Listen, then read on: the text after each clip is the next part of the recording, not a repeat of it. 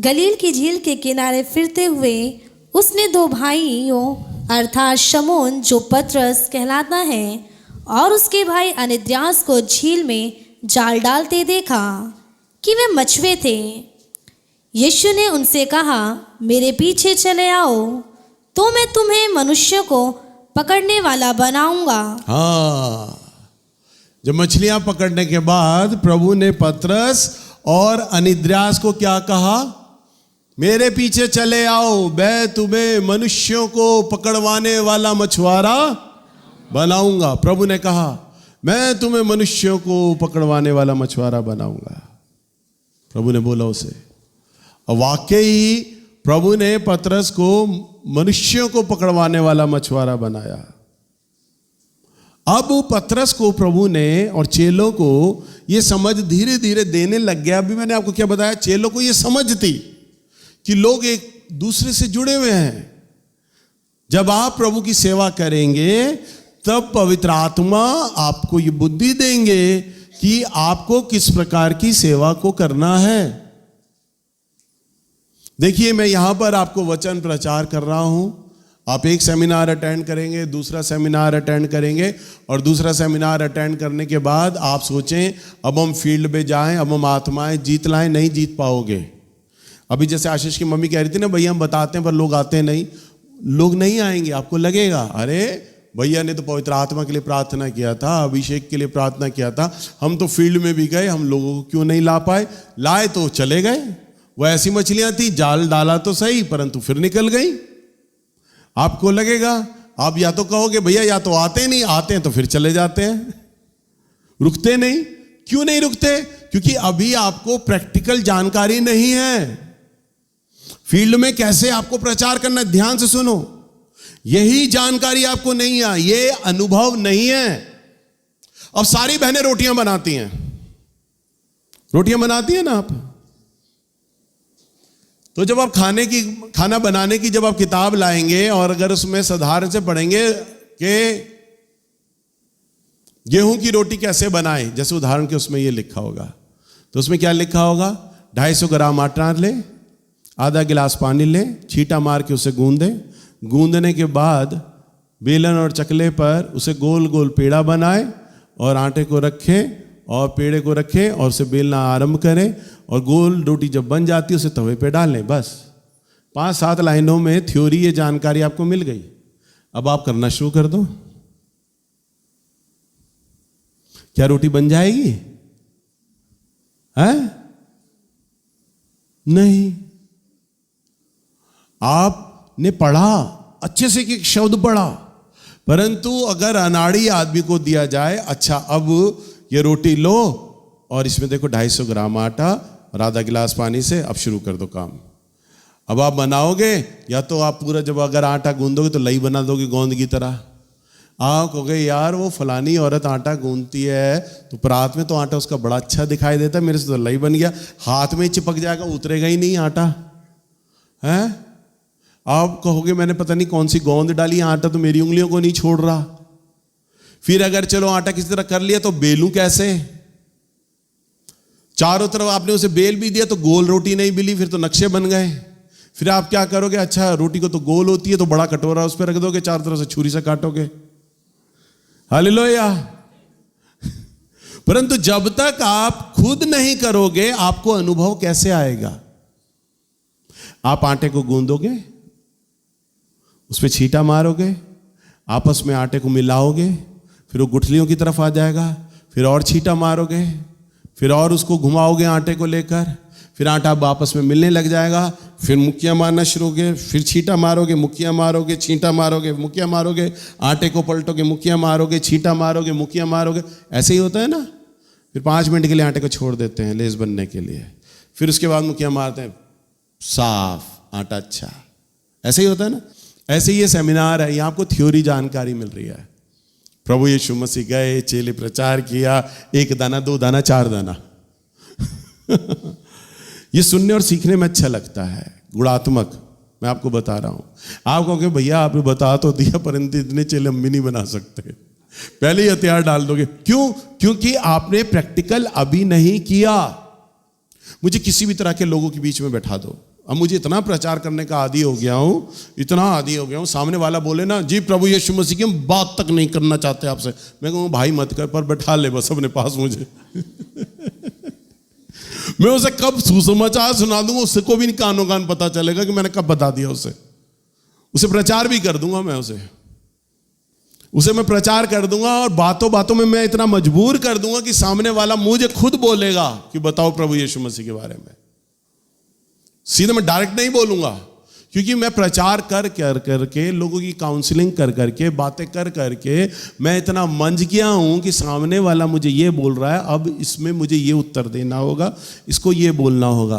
बात करते करते मैं सामने वाले की भावना को पढ़ लेता हूं कि सामने वाले के मन में इस समय मेरी बातों को लेकर ये चल रहा है। मैं जान जाता हूं, महसूस कर जाता हूं कि सामने वाला ये कहना मांग रहा है, और मैं बोल देता हूं उसको। हालेलुया। परंतु ये कब होगा? जब आप प्रैक्टिकल करोगे। मैं प्रभु यीशु मसीह का नाम नहीं लेता, मैं परमेश्वर का नाम नहीं लेता, पर बता रहा हूं सुसमाचार। सामने वाला सोचेगा ये तो प्रभु यीशु मसीह के बारे में नहीं बता रहा, परमेश्वर की बातें नहीं रख रहा, ये तो इधर उधर की बातें कर रहा है। परंतु उसे ये नहीं पता मैं इधर उधर की बातें करते करते ला तो मैं प्रभु के पास में ला रहा हूं उसे। हालेलुया। प्रभु भी जब चढ़े तो प्रभु ने भी तो पहले मच्छियों की बातें करी ना पतरस से। प्रभु भी उसकी नाव पे चढ़कर ये थोड़ी ना बोल रहे होंगे धन्य है वे जो मन के दीन है ना। प्रभु भी नाव पे चढ़कर बोला चल दाहिने चल, गहरे में जाल डाल। वहां तो शॉर्ट में लिखा है नए नियम में, परंतु प्रभु ने कई बातें उससे कर रहे होंगे, इस बीच कर रहे होंगे, बातचीत कर रहे होंगे। ये बाइबल में नहीं लिखा, नए नियम में नहीं लिखा, वहां पे तो वो बातें लिखी है जो मोटी मोटी बातें लिखी हैं, परंतु प्रभु ने और भी कई बातें उससे की होंगी। पतरस तेरी पत्नी है, कितने बच्चे हैं, माँ बाप कहाँ पर रहते हैं, कहाँ का रहने वाला है, तो क्या क्या बातें प्रभु ने उससे पूछी होंगी, उसके भाई अनिद्रास से पूछी होंगी। आपको भी तब तक अनुभव नहीं होगा जब तक आप बाहर फील्ड में ना जाएं। जब आप फील्ड में जाएंगे, लोगों को सुसमाचार करेंगे, प्रचार करेंगे, तब आपको इसकी ताकत पता चलेगी कि सामने वाले को कैसे आपको प्रचार करना है। पर सबसे कड़ा नियम यह है कि आपको सामने वाले की जरूरत देखनी है। प्रभु यीशु मसीह पतरस की जरूरत जानते थे। उसकी जरूरत क्या थी? मछली। पूरी रात उसे मछली नहीं मिली। प्रभु ने मछली के बारे में उसे प्रचार किया। प्रभु जानते थे टैक्स लेने वाला, महसूल लेने वाला जक्कई। प्रभु गए, प्रभु ने कहा जक्कई मैं तेरे घर में बैठूंगा, तेरे साथ भोजन करूंगा। अब प्रभु बैठ गए। अब उसने सीधा धन के बारे में बात करी। अब वो पैसे की बात करता था, पैसे की बात करी। प्रभु जिसका मैंने अनर्थ लिया है उसका मैं आधा धन दे दूंगा, और जिसका मैंने कई ठग लिया है उसको मैं 8 गुना करके लौटा दूंगा। वही फाइनेंस की बात कर रहा है। प्रभु कहते हैं आज इस घर में उद्धार आया है। कोई बात ही वहां नहीं हुई, वहां तो फाइनेंस की बात हो रही है, और प्रभु कहते हैं आज इस घर में उद्धार आया है। तो जिस आदमी की जैसी आवश्यकता थी, हमारे प्रभु ने वैसा ही वहां पर प्रचार किया। तो लोग वो सुनना चाहते हैं जो वो सुनना चाहते हैं। हालेलुया। अगर आप अपनी सुनाएंगे ना, अदन की वाटिका में उसे ले जाओगे और उसे प्रभु यीशु मसीह की कथा सुनाओगे, वो नहीं सुनेगा। और बाइबल हाथ में देख लेगा फिर तो बिल्कुल नहीं सुनेगा। वो तो कहेगा पूरा दिमाग टारगेट लेकर आया है ये, आज मुझे चर्च में घसीटेगा ही घसीटेगा। सामने वाले को पता ही ना चले कि आप उसे चर्च के बारे में भी कब बता चुके। हालेलुया। समझ पा रहे हैं ना? समझ पा रहे हैं? सबसे पहले एक अच्छे चेले को प्रचार करने से पहले अच्छा सुनने वाला बनना है। अच्छा, आप 2 घंटे सामने वाले की सुनते रहो। आप रिश्तेदारों के पास जाओ, उनके पास बैठो, उन्हें बोलने दो, उन्हें अपना गुबार निकालने दो। हो सकता है वो बोले जाने लग गया है, ये हो गया है, वो हो गया, हमने तेरे से संबंध तोड़ दिया। बोलो भाई, बोलो बोलो बोलो बोलो बोलो, जो तुम्हारे अंदर गुस्सा भरा, बोलते रहो बोलते रहो बोलते रहो। 2 घंटे बोलने दो, उन्हें बोलने दो। तुम सुनो, तुम सुनो। सामने वाले को लगेगा आज तो सुन रहा है मेरी है, मैं तो झाड़ रहा हूं, बेइज्जती भी कर रहा हूं, बोल रहा हूं, सारा गुबार निकाल रहा हूं। बोलने दो बोलने दो। आपको मौका चाहिए। पहलवान को देखा है जब 2 पहलवान आपस में लड़ते हैं, पहली बात तो अखाड़ा गई नहीं होगी, टीवी में तो देखा होगा अखाड़ा, पहलवानों को लड़ते हुए देखा वो कैसे लड़ रहे होते हैं, एक दूसरे के अंदर सर घुसाया हुआ होता है, उन्होंने हाथ पे हाथ धरे होते हैं, यूं करके घूम रहे होते हैं, एक दो यूं करके, और बस घूमते घूमते मालूम है वो क्या देख रहे होते हैं, झुककर सामने वाले का पैर, कौन सा किस कदम हटाते वक्त इसका पैर कमजोर पड़ रहा है, वो ये देख रहे होते हैं। आगे पीछे हो रहे होते हैं अखाड़े में, एक दूसरे में सर घुसाया होता है, और बस वहीं से उसका वो पैर उठाते हैं, दांव खेलते हैं और सामने वाले को चित करते हैं। आपने सुनना है और इसलिए सुनना है कि मैं दाव मारूंगा, अब तुझे चित कर दूंगा, मैं वो सुनाऊंगा जो तू सुनना चाहेगा। सामने वाला सुनाएगा, अपने मन का गुबार निकाल लेगा, फिर वो बताएगा बच्चे अब नहीं सुनते, तू तो बाती नहीं, आता नहीं, तूने भी छोड़ दिया, मेरे बच्चों ने भी छोड़ दिया, परिवार में सब चले गए, बच्चे कहाँ नहीं मानते, ये नहीं होता, वो नहीं होता। फिर आप अपने बारे में बताओ, मेरे भी बच्चा कहाँ नहीं मानते थे, मैं भी बहुत था, बहुत ज़्यादा चिंता का विषय था, ये था वो था। अब आप जब आपने उसके बच्चों की कथा सुन ली, आपको पता चल गया पिन यही है, यही सबसे ज़्यादा पीड़ा है, यही सबसे ज़्यादा दर्द है इसे। अब आप बताओ अपने बच्चों के बारे में, जब आप अपने बच्चों के बारे में बताओगे, मेरे बच्चे भी ऐसे ही करते थे, मैं भी बहुत दुखी था, सामने वाला बड़े ध्यान से सुनेगा। क्यों? क्योंकि वो सुनना चाहता है जो आप सुना रहे हैं, है ना। वो बच्चों के बारे में तो दुखी है, आप बता रहे हैं मेरे बच्चे भी ऐसे ही बहुत करते थे, ऐसे ही होता था, वो भी कमाई नहीं देता था, वो भी शराब पीता था, वो भी बुरी संगति में चला गया था, वो भी माँ को माँ, बाप को बाप नहीं समझता था। परंतु एक बात मानने वाली है, जब से मैं चर्च जाने लगा हूँ, ये प्रभु को जाना, फिर उसके लिए मैंने प्रार्थना शुरू करी। चर्च का नाम भी मत लो, बोलो मेरे लिए प्रार्थना हुई। मैंने जब प्रार्थना शुरू करी, धीरे धीरे मेरे बच्चों में फर्क आने लग गया, परिवर्तन आने लग गया धीरे धीरे। तू कहती है तो मैं तेरे बच्चों के लिए प्रार्थना कर सकता हूँ, सामने वाला अपना ईगो दिखाएगा अब, पर चाह रहा है अंदर से, हाँ मेरे लिए प्रार्थना हो, मेरे बच्चों के लिए। क्योंकि अंधा क्या मांगे? 2 आंखें। सामने वाला चाहेगा मेरे बच्चे सुधर जाएं, कौन नहीं चाहेगा मेरे बच्चे बिगड़ें। और बच्चों के बारे में बात करते करते आप उसे चारों तरफ से घुमा लो। दादा को नहीं बुलाया बच्चों को सुधरवाने के लिए, अरे कहाँ, उनकी तो सुनते नहीं, बूढ़े आदमी की अब कहाँ सुनते हैं। फलाने पड़ोसी की तो वो तुम्हारे वो जो अंकल हैं जिन्हें तुम बड़ा मानते हो, उनकी तो बड़े सब सुनते होंगे। अरे नहीं, उनकी भी नहीं सुनते बच्चे, तो उनकी भी नहीं सुनते। अच्छा फलाने की, पापा की, अरे पापा का भी डर चला गया। चारों तरफ से खंगाल लो, बच्चे कहाँ कहाँ नहीं सुनते। तुम्हें पता चल जाएगा अब ये पूरा टूटा हुआ है या टूटी हुई है।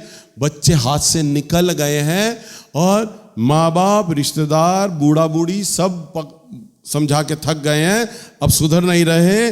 तब तुम्हें पता चल जाएगा कि अब थक गया है। मेरे पास कोई आता है ना, भैया आप मेरी बीमारी के लिए प्रार्थना करो। मैंने कहा डॉक्टर को नहीं दिखाया, प्रार्थना बाद में करता हूँ, डॉक्टर को नहीं दिखाया। क्या कहते हैं डॉक्टर? ये कहते हैं। अच्छा फलाने को ले जाते, नहीं भैया फलाने को, जड़ी बूटी का इलाज नहीं कराया तुमने? नहीं भैया कराया, आयुर्वेदिक भी कराया, बहुत कराया, नहीं हुए ठीक। अच्छा होम्योपैथिक वालों को भी दिखाया, भैया ये करा दिया। पता चल जाता है कई डॉक्टर को दिखाया गया है, ये पक गया है इलाज करा करा के। चल मैं तेरे लिए प्रार्थना करता हूँ, और फिर मैं जैसा उसको बोलूंगा ना वैसा वो करेगा। अब वो अपनी बीमारी से तंग आ गया है, डॉक्टरों से तंग आ गया है। मैं उसे बोलूंगा अच्छा तुम यहाँ आओ, यहाँ पे लगातार आओ, तुम्हारी बीमारी ठीक हो जाएगी। डॉक्टर मान के चलो। तुम डॉक्टर के पास जाते थे ना, नियम से जाते थे, अस्पताल में जाते थे, नियम से जाते थे, आयुर्वेदिक डॉक्टर के लिए गुड़गांवा जाते थे, तो ऐसे ही तुम यहाँ आओ, नियम से आओ। तुम सोचो मैं डॉक्टर के पास आ रहा हूँ, अपनी बीमारी के लिए आ रहा हूँ, बस ये सोच के आओ। उसको वही भाषा समझाओ जो वो समझना चाहता है। प्रभु यीशु मसीह जब किसानों के बीच में बैठे ना, तो प्रभु ने क्या कहा? एक बार एक किसान बीज बोने वाला निकला, उसने कुछ बीज पथरीली जगह पे डाले, कुछ उपजाऊ जगह पे। किसानों के बीच में है, वो भाषा बोल रहा है। बाइबल की भाषा नहीं बोल रहा मेरा प्रभु, वो भाषा बोल रहा है जो लोग आसानी से सुन पा रहे हैं, आसानी से समझ पा रहे हैं। आप जब तक अपने परिचित लोगों में वो भाषा नहीं बोलेंगे ना जो वो आसानी से सुन और समझ पा रहे हैं, तब तक कोई भी नहीं वो भाषा को समझेगा और ना ही कोई प्रभु के पास आ पाएगा। इसलिए मैं फिर से कहता हूं, आपको वो समझाना है जो वो सुनना चाहते हैं। हालेलुया। जब आप माता पिता के बारे में बात कर लेंगे, बच्चे के से पूछेंगे और बच्चे के लिए प्रार्थना करेंगे और आप कहेंगे चल मैं तेरे बच्चे के लिए प्रार्थना करता हूं, तब सामने वाले को खुशी हो जाएगी, ओह अब मेरा बच्चा अब ठीक हो जाएगा। ऐसा कर, चल मैं तेरे घर आके तेरे लिए प्रार्थना करूंगा। डायरेक्ट चर्च में इनवाइट मत करो, तेरे लिए प्रार्थना कर, 2-4 बार उसके घर में जाओ। अब प्रभु काम करेगा उसके बच्चों के जीवन में, उसके बच्चों के जीवन में परिवर्तन आने लग जाएगा। उसे खुद विश्वास होगा, वो कहेगा अब चल मैं तेरे चर्च में चलता हूं। खुद आएगा, वो खुद आने लगेगा। अरे मेरा प्रभु बब्बर शेर है, यहूदा का बब्बर शेर है, उसे एक बार खोलो तो सही, अपने आप खोलो, वो खुद काम करेगा। पवित्र आत्मा है जो मनो को बदलने वाला परमेश्वर है। हालेलुया। आप पवित्र आत्मा को काम करने दो। पवित्र आत्मा और अपने बीच आप मत आने दो। बस उस आदमी को आप ये करो, इस आदमी को मैं परमेश्वर से मिला दूं, बस अपने से मत मिलाओ, परमेश्वर से मिलाओ। जब आप परमेश्वर से मिलाओगे ना, परमेश्वर अपने आप उसे बदल के रख देगा। हालेलुया। फिर धीरे धीरे उसको शिक्षा दो, उसे अपने समान चेला बनाने लग जाओ। जब 1 महीने में यहां आएगा तो मैंने क्या कहा था, कम से कम मैं आपसे सवाल कर रहा था, आप सब चुप थे। अरे कम से कम एक आदमी 2 आदमियों को तो बता सकता है, पूरे महीने भर में 2 आदमियों को तो बता ही सकता है। और अगर आप पूरे महीने भर में नए आदमियों को 2 आदमियों को भी नहीं बता सकते ना, तो आप चेला कराने लायक ही नहीं।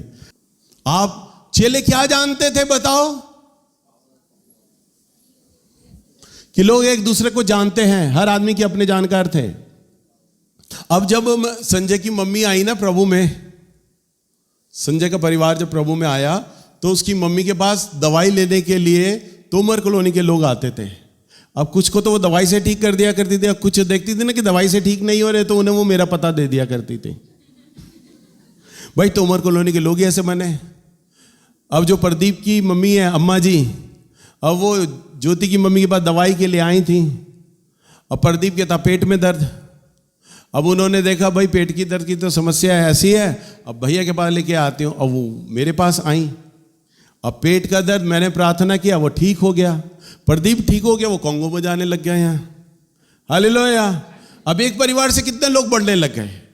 भाई हर आदमी का अपना सर्किल है, हर आदमी के अपने जानकार हैं या नहीं हैं?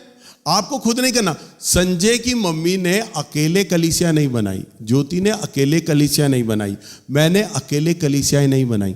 सब एक दूसरे के कांटेक्ट थे, एक दूसरे के रिश्तेदार। अब राखी कैसे बैठी है यहां पर? किसके द्वारा आई प्रभु में? मम्मी के द्वारा। मम्मी किसके द्वारा आई? सोनिया की मम्मी के द्वारा। ऐसे सब एक दूसरे के द्वारा आए, है ना, एक दूसरे के कांटेक्ट में। अगर आपसे मैं पूछूं भाई आप किसके द्वारा? भैया फलानी वो पड़ोसन के द्वारा। फलाना पड़ोसन कैसे? उसके द्वारा। उसके द्वारा कैसे? भाई मीनी दीदी के द्वारा या परवीन भैया के द्वारा। ऐसे आप लोग एक दूसरे के कांटेक्ट से ही तो आए हो। ऐसे ही 4 लोग 8 आदमी को लाएंगे अपने संपर्क में। अब 8 आदमी के द्वारा जो उनके संपर्क में आएंगे 16 आदमी। एक आदमी को महीने में ज्यादा लोगों को नहीं लाना, बस सिर्फ 2 लोगों को ले आओ बस। अब 16 आदमी 5वें महीने में 32 लोगों को लाएंगे और 32 लोग 6वें महीने में 64 लोगों को लाएंगे। अभी तो गिनती कम चल रही है, अभी पहला दाना चावल का, दूसरा दाना, अभी बैलगाड़ियां भरेंगे देखना। अब ये 64 लोग 7वें महीने में 128 लोगों को लाएंगे। यह है मल्टीप्लिकेशन की ताकत। अब ढक्कन मत लगा दिसंबर तक आने तक। अब 128 लोग 8वें महीने में लाएंगे 256 लोगों को। अगस्त आ गया भाई, अब सितंबर आया, 9वां महीना। अब 256 लाएंगे 2-2 लोगों को करके, 512 लोग आ जाएंगे उनके द्वारा। अब 512 लोगों के द्वारा 10वें महीने यानी अक्टूबर में जो लोग लाएंगे 1024। अब 1024 नवंबर में लाएंगे 11वें महीने में 2048 लोगों को अब दिसंबर में प्रभु यीशु मसीह के जन्म पर, क्रिसमस पे 2048 लोग लाएंगे, 4096 लोग कर 96। बस मेरी कलीसिया से भी दुगनी हो जाएगी एक आदमी की। इस समय जितने लोग हैं ना हमारे पास, हमारा आंकड़ा भी 4000 से ऊपर नहीं गया, सिर्फ एक आदमी। यह मल्टीप्लिकेशन की ताकत। कुछ नहीं करना, चेलों ने यही तो किया था, अनपढ़ थे वो। अभी आपको बाइबल के रेफरेंस से पढ़ा दिया, 12 70 बने, 70 120 बने, 120 3000 बने, 3000 5000 बने, बढ़ते ही चले गए वो। ये थी ताकत, मल्टीप्लिकेशन। ये बिब्लिकल मेथड है। एक आदमी अगर 2 आदमियों को प्रभु का वचन का प्रचार करे, सिर्फ 2 आदमी, और उन 2 आदमियों को प्रभु के बारे में जब बताएगा ना, तो उसके कांटेक्ट में उसके रिश्तेदार जानकार होंगे, वो लाएगा। चेला चेले बनाओ, विश्वासी मत बनाओ। विश्वासी आएंगे तेल पानी लेके, प्रार्थना करके चले जाएंगे, भूत भगाएंगे, चंगाई होगी, चमत्कार होगा, विश्वास करेंगे। चेला चेले बनाएगा, गुणात्मक तरीके से चलेगा, प्रचार करेगा। आपको यह काम करना है। अब बताओ, एक आदमी 2 आदमियों को ला सकता है या नहीं? है? अगर ईमानदारी से हल्के हाथ से भी चलो तो एक साल में 4096, और अगर आप एक महीने में एक आदमी को लाते हो तो भी आप 2048 लोगों को एक साल में ले आएंगे प्रभु के पास। एक आदमी को लाते हो, और 2 महीने में अगर एक आदमी को अगर तुम लाते हो तो भी 256 लोगों को तुम प्रभु के पास ले आओगे। 2 महीने में एक आदमी को लाओगे तो।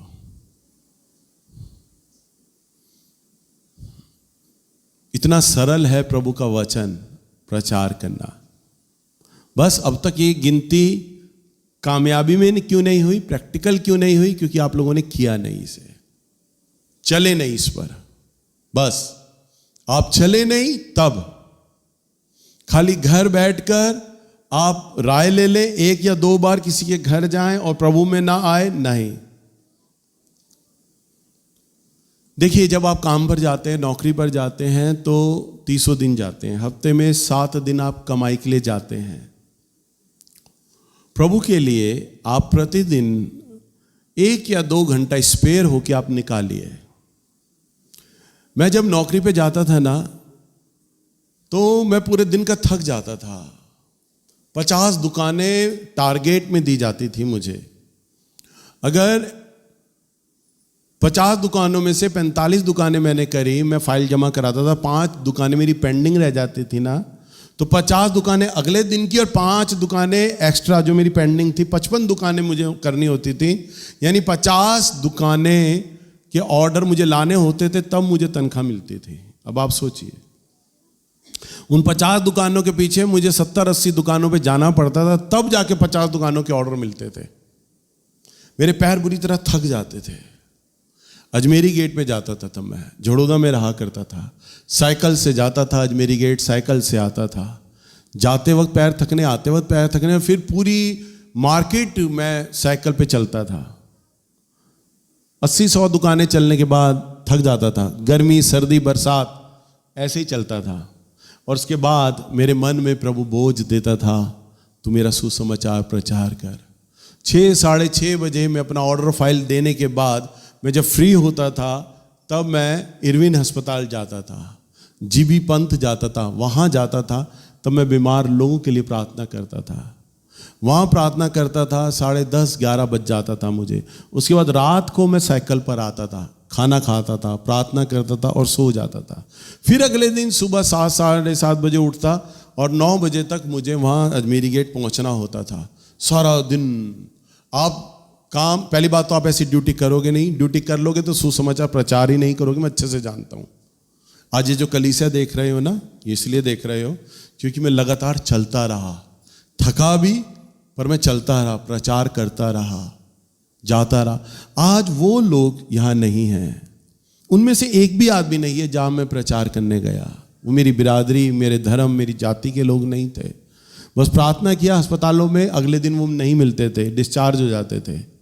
कभी कभी कोई गैजेटेड छुट्टी आती थी, ऑफिस की मेरी छुट्टी होती थी, तब मैं कैंप के आईडी अस्पताल चला जाता था। छुट्टी वाले दिन मैं आईडी अस्पताल जाता था, 4-4, 5-5 घंटे मैं वहाँ लगाता था, वहाँ अस्पतालों में जाता था प्रचार करने।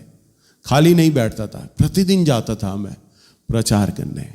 आप सोनिया से पूछ लो, पीछे बैठी है। जब इन लोगों से मेरी जानकारी हो गई, इसकी मम्मी के थ्रू जब नए लोग मेरे को जानने लगे, संत नगर में जानने लगे, तो एक एक दिन में 4-4, 5-5 मीटिंगें मैं करता था। इनके घर आके प्रार्थना करता था। याद है तुम्हारे घर में इसकी मम्मी के साथ जाता था और दूसरे लोगों के लिए प्रार्थना करना। सारा दिन सुबह से शाम तक ऐसे ही प्रचार करना, लोगों के घरों में जाना, प्रार्थना करना, प्रचार करना, प्रार्थना करना, प्रचार करना, थका नहीं। आज वही उसका निष्कर्ष है, आज हमारी इतनी बड़ी कलीसिया है। प्रभु के अगर आप चेला बनना चाहते हो तो सिर्फ ये नहीं कि 2 दिन का सेमिनार अटेंड किया, राजमा चावल खाया और थोड़ी बहुत पावर ली, अनॉइंटिंग लिया और चले गए। चेला बनने का काम है प्रभु के लिए समर्पित हो जाना, प्रभु के लिए काम करना। मैं ज़्यादा नहीं कहना, प्रतिदिन आप 1 घंटा भी अगर आप निकालो, पड़ोसियों के साथ आप बैठकर गुफ्तगू करते हो, बातचीत करते हो, दुनिया भर की चीज़ें आप करते हो, फालतू की चीज़ें आप करते हो, 1 घंटा, डेली का 1 घंटा अगर आप प्रभु की सेवा में खर्च करने लग जाओ ना, प्रभु आपको और आपकी आने वाली वंशावली को पूरा बदल के रख देगा। ये मैं गारंटी से कह रहा हूँ।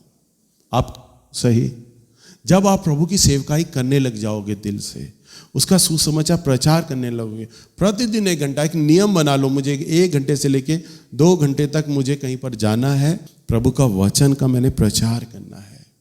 हो सकता है आपको नाउमेदी हो, कुछ दिन नाउमेदी हो। अभी मैंने आपको उदाहरण दिया था ना खाना बनाने के तरीके से। आप प्रैक्टिकल जाओ, आप करो, प्रचार करो, पूरा 1 महीना आप जाओ तो सही। और जाओ, जब हम अगले महीने फिर इकट्ठा होंगे, फिर मुझे आप अपने अनुभव बांटना, फिर मैं उसमें आपको बताऊंगा आप कहाँ कहाँ पे चूक गए थे।